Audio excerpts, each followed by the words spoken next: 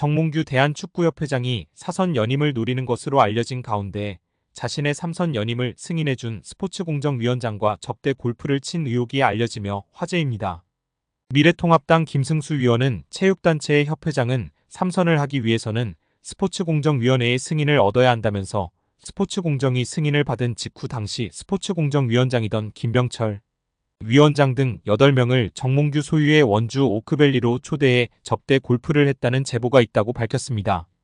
정몽규 회장은 언제인지는 모르지만 언제 한번 친 적은 있다고 답했습니다.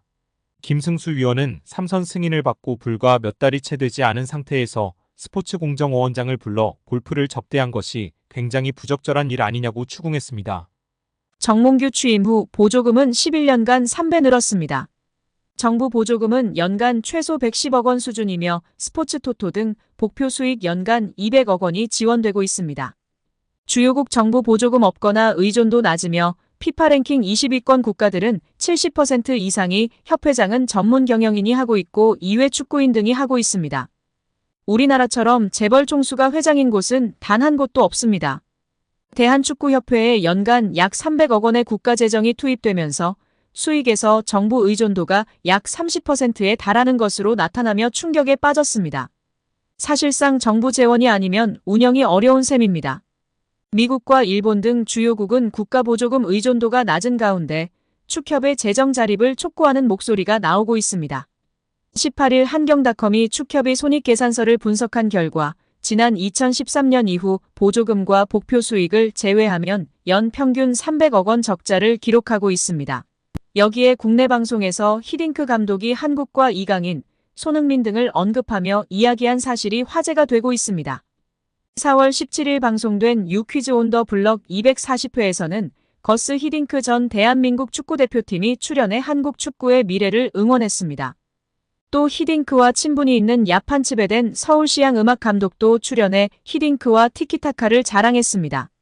히딩크와 츠베덴은 각각 축구와 음악에 있어서 네덜란드가 배출한 세계적인 거장이자 누구보다 한국을 사랑하고 인연이 깊은 네덜란드인이라는 공통점이 있었습니다.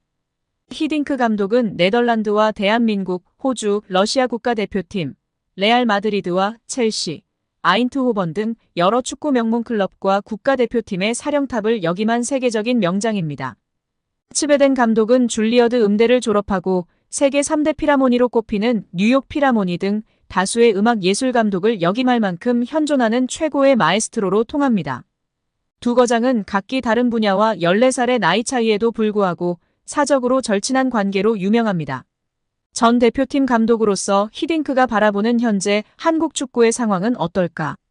히딩크는 한국 축구가 차기 대표팀 감독을 결정해야 하는 중요한 시기에 있다고 분석했습니다.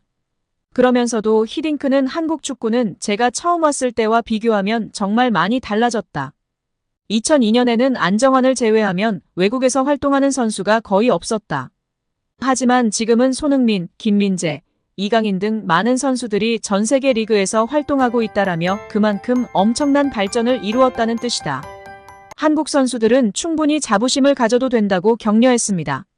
마지막으로 히딩크는 위기라는 단어를 너무 남발하지 말라고 당부하면서 미래에 뭘 할 수 있을지를 생각하라, 무엇을 발전시킬지를 고민하는 것이 한국에게는 중요하다고 발상의 전환을 간조했습니다. 한국 선수들 특유의 강인한 정신력을 높이 평가한 히딩크는 앞으로도 한국 축구만의 강인한 정신을 유지한다면 더 멋진 미래가 열릴 것이라는 따뜻한 덕담을 전하며 이야기를 마무리했습니다. 여기에 이영표 해설위원은 홍명보 감독 전술 부재 능력 부재에 대해 작심 발언을 하며 화제가 되고 있는데요. 이 위원은 경기 내용이 무척이나 난해하기 때문에 뭐라 해설하기도 어렵다. 저도 힘들고 보고 있는 시청자 여러분들도 힘들 것 같다며 작심 발언의 포문을 열었습니다. 이후 홍명보 감독의 무능력, 전술 부재에 대한 비판을 이어갔는데요.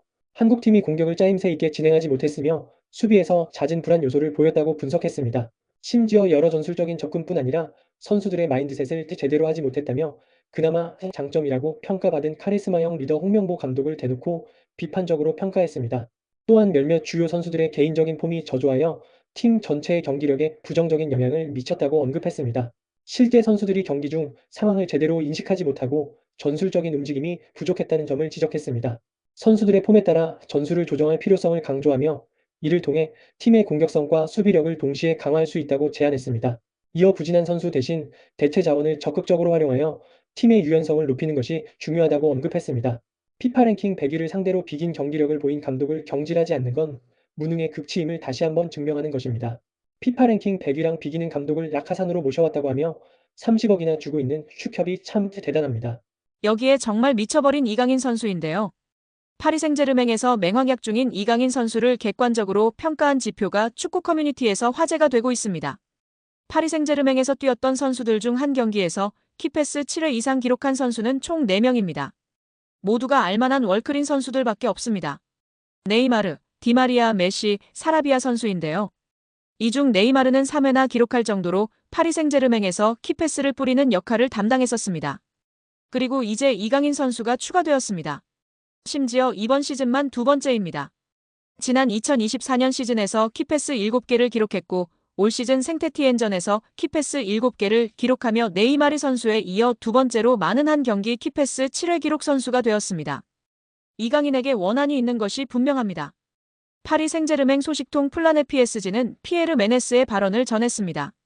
메네스는 루이스 엘리케 감독이 거의 항상 이강인을 기용하고 있는데 이해를 할 수 없다. 난 이강인이 밋밋하다고 생각한다. 드리블, 패스를 한 번도 하지 않고 위험을 감수하지 않으며 항상 볼을 뒤로 패스한다라고 말했습니다. 그는 이어서 이강인이 그라운드 위에 있을 때 아무것도 가져올 수 없다. 성가시다. 난 이강인을 좋아하지 않는다. 적어도 유니폼을 판매하는 일에는 능숙할 것이다라며 비꼬기도 했습니다. 이강인의 유니폼을 한국 축구 팬들이 많이 구매하는데 적어도 이런 일은 잘한다며 조롱한 것인데요. 메네스는 이전에도 이강인을 비판한 적이 있습니다. 이번 시즌 개막전 이강인이 골을 넣었음에도 나는 이강인에 대해 처음부터 의구심이 있었다. 마요르카에서 뛰는 것을 봤을 때 드리블하는 것을 보았는데 PSG에 온 이후로 그렇게 드리블하는 것을 보지 못했다. 내가 틀리길 바라지만 완전히 확신할 수는 없다. 뒤로만 드리블하는 것 같고 PSG의 유니폼이 그에게 조금 부담스러운 것이 아닐까 걱정된다라고 말한 바 있습니다. 이강인을 지속해서 비판해오는 메네스 본인도 비판받을 일이 많은데요. 2021년 해설위원으로 활동하던 메네스는 성추행 논란으로 인해 퇴출당했었습니다.